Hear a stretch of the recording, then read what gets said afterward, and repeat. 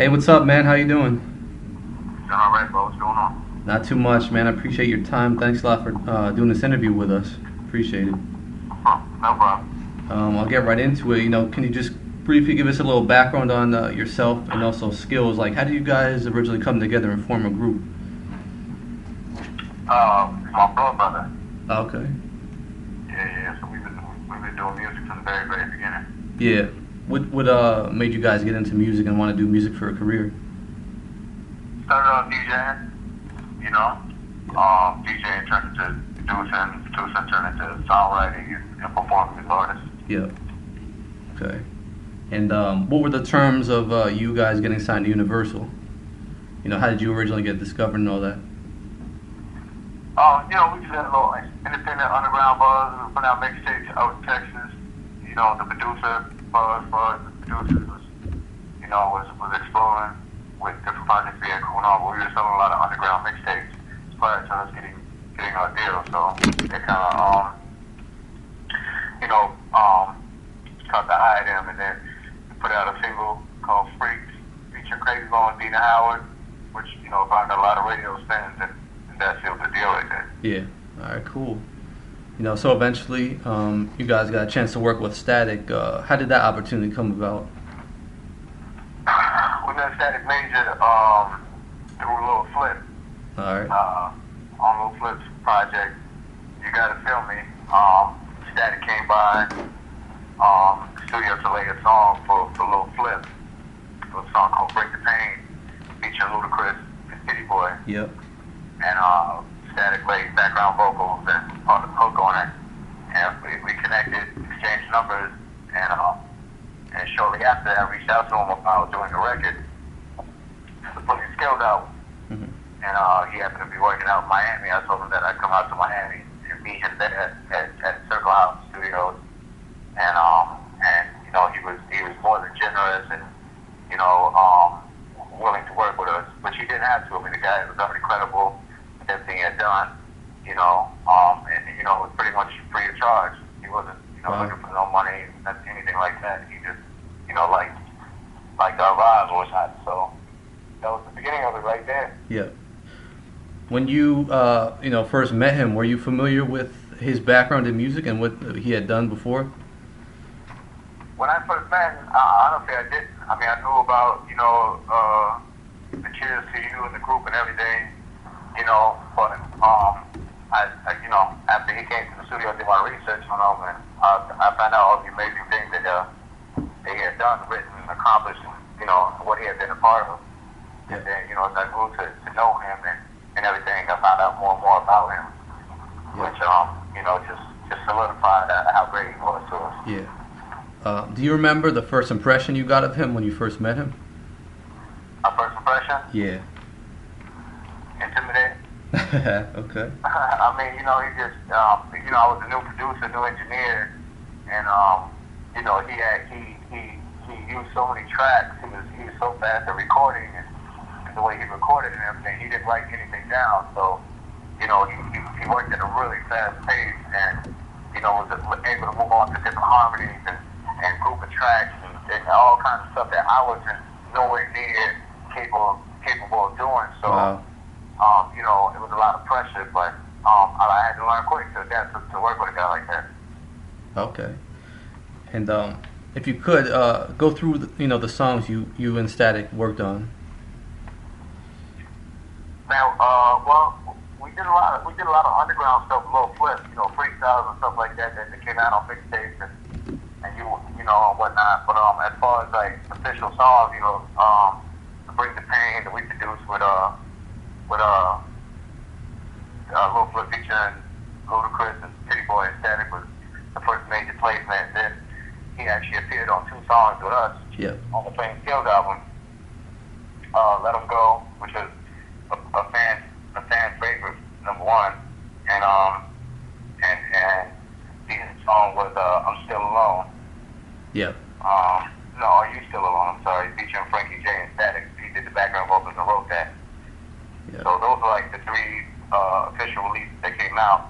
But prior to in a way, we were in the studio writing on all kinds of different albums that were about to come out. Uh-huh. we were writing together and producing and pitching songs, and that's really where our relationship, where we got close, because, he was coming to Dallas and working with us, writing songs over, our production, and he was going, we would meet him in Louisville, Kentucky, like, he had a studio, and he loved the fact that we were comfortable enough to go out there and work. He loved working at a home. Yeah. So we used to go out there and stay out there for a weekend or whatnot and go to work with. Very cool. What can you touched on it a little bit earlier about him, doing his thing in the studio, but having had time to spend, having had spent a lot of time with him in the studio, what was he like, doing his thing in there? Static's like the most amazing artist I've ever encountered or worked with. Like, he was such a genius, like, when it came to songwriting. I mean, it just amazed me that a guy, an R&B singer / songwriter, could write nothing down. Like, when you talk about no pen, no pad, like, this guy, would hear the music and come up with the concept, the versions, the hook, the bridge, the solo, the whole song, all in his head, and go in the booth, and he would, like, turn off the lights in the booth, and he used to drink, this dark liquor, this wild turkey type of a drink. I don't know what it was, man. I mean, it tasted terrible to me, but I used to drink with him, have a drink with him here and there, just to be socialized, shall I say. Yeah. And he would have a nice little glass on the rocks, nothing crazy, he wouldn't get too crazy, just something like that to get him going. And the guy would just zone out, man. It was just amazing. It would take him 5 to 10 minutes to come up with a concept to a record, and then 30 minutes to 45 minutes later, we have a full song done. Wow, that's crazy. I mean, it was, it wasn't stressful working with him. It was like, it just felt natural. Yeah. I'm about to get me some of that wild turkey and see what it could do for me. I know that's right. Now, so in terms of Stephen Garrett as a person, tell us about him just outside of music, just as a person. As a person, I mean, he was just, he was really actually really humble, man. Like, really a genuinely humble person. I mean, for all the songs that he had been a part of, and I'm sure all the money that he made, and the state that he was at. I mean, the guy was like, he worked from Jay-Z to Aaliyah to you name it. I mean, the guy was approachable. He was low key. He just for me, Skillz, it taught us that it don't matter how much you do, how great you are, like, you always have to stay humble. The great ones are always like the most humble, quiet, giving type of people. And that's one thing that I really took from Static. It's like, I don't care how successful me and Skillz become. The one thing we always want to be is we want to be like Static, where you never even know that this guy has all these hit records and all, and well off, and you couldn't even see it in his everyday walk. He wasn't crazy, flashy. He wasn't bragging about us. He wasn't loud spoken. He was just really a down to earth guy, just very, very talented. Yeah, cool. Is there a specific memory that stands out to you of your time spent with him that maybe you could share with us? A favorite memory? Yeah, I do. I have a great memory with him, actually. During one of our sessions with Louisville, Kentucky, we actually went out to a boat, to a casino, played blackjack together, and he gave me some pretty incredible advice about songwriting as we played a pretty high-stakes game of blackjack, shall I say. He gave me advice on being a songwriter, and that was that, songwriters, we have a code between all the great songwriters, and that is to never tell the secrets of how songs were made in the studio. No matter how much you actually did on a song, let's say, I wrote the whole record, but I never, and for a particular artist, and the artist, went to all the award shows, and he never, mentioned who actually, wrote the song or shouted the person out, that we, not to bash, not to say anything, that was kind of like part of being a songwriter, is like you have to play behind the scenes and take the money and take the publishing. That's the best of it, instead of, the singing or whatnot, And I took that with me, because that was something that happened to me actually really happened to me with the whole Ride Dirty, you know, and conveying that situation, you know. Yeah. You know, we didn't get proper, you know, acknowledgement of the song. We kind of just, you know, took for what it was worth. I mean, we just took what was ours, which is, you know, what really counted. Instead of like, you know, Chameleonaire going on every award show and saying, you know, congratulations, playing Skillz. You know, he kind of left us out of all the thank yous. Yeah. And I know that happened to Static a lot. I know that not enough people knew everything he did, and people would go on these big stages and never actually, you know, thank the man. You know, that actually he made a lot of people's careers, and you know, he didn't get the proper thank you. You know, but he understood that was part of his job. You know, to be the guy in the background. Mm-hmm. Yeah, that's interesting you brought that up because we've heard stories where artists that he wrote for would actually take credit themselves for writing it, and we always thought that was pretty messed up, you know. So definitely. Yeah, I mean, it happened to Static a lot, you know, and I wish everybody really knew.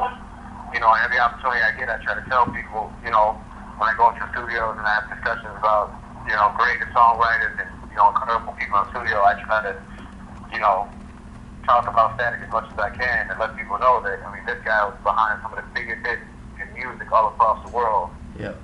You know, timeless music at that. Yeah. Do you remember where you were when you found out about his passing? I was getting on a plane. Yeah. I never forget that. You know, the worst plane ride I ever got. Yeah. You know, I actually, you know, I haven't encountered too many deaths, you know, in my short time of living. Like, I haven't had that many people that I know that just passed away. Especially, you know, what seemed to be such a healthy and full of life man. You know what I'm saying? Just to have everyone like he was sick.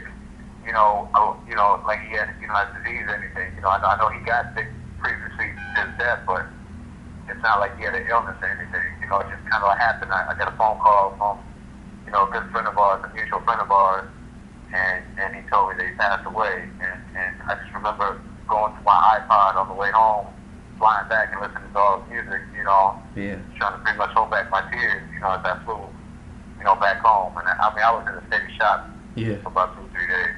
And my brother both. Yeah. And not because, you know, the actual death, but because of what type of man he was and how he genuinely helped people. I mean, he's such a big influence to the way playing Skillz, record, and the way we arrange music and who we are. And the fact that he took a chance, not only with just an up-and-coming artist, but 2 Latin artists, to give us the opportunity to work with him and work under him and do music with him. I mean, it's such an honor for this, you know, for us to have that, and to, you know, for him to be taken away, you know, kind of hurt. Yeah, definitely. You know, from your point of view, what would you like to see done to keep his legacy alive? I mean, I'd like to see all the people that have songs written by Static over their production to attempt to place those songs with different people, you know, to help his family and make sure that, you know, he gets his proper credit, his proper publishing. I think, you know, any chance I get, I try to play music that I've done with him and just keep his legacy going to that nature. And then every time I get an opportunity, you know, I let people know when the song comes on that, hey, Static Mason was the guy who wrote that song. I bet you didn't know that he did that. Yeah. You know? Yeah. That's cool. That's all the questions I had about Static. Just real quick, if you could bring us up to date on what you guys are working on playing Skillz. Working on a new album right now, you know, a new playing Skillz album, new direction, new sound. You know, it's like this electro, hip-hop, mainstream type of record. You know, incredible collaborations. The first single features Snoop Dogg, a song called Things We Do. Just shot the first video to that song, to that record right there. Everybody's on the record, from Pitbull to Akon to Ray J to Bun B, and you know, it's just a great, you know, collaborative type of album. Real producer feel, real DJ friendly type of record. And then of course, you know, we got a new music group over at Universal Records, got a distribution deal over there at G4 Music. So we're gonna be, you know, putting out different artists and through the Universal system, as well as playing Skillz. That's where it'll be distributed. So we got a lot in the works. You know, a lot of production on the way. You know, it just came off the Bun B album. You know, we did one of the singles on there, Ride Slow. You know, the 5 mic album. So we're proud to be be a part of that. And who knows, what the future holds for us. Yeah. All right, cool. Clay, man, thanks so much. You did a great interview for us. We really appreciate your time. So, thanks so much. Thank you, and I salute you guys, for keeping Static Legacy going. I really do. Yeah, man, we just do what we can. So, thanks again, man. Okay, thank you. All right, take care. Bye. Bye.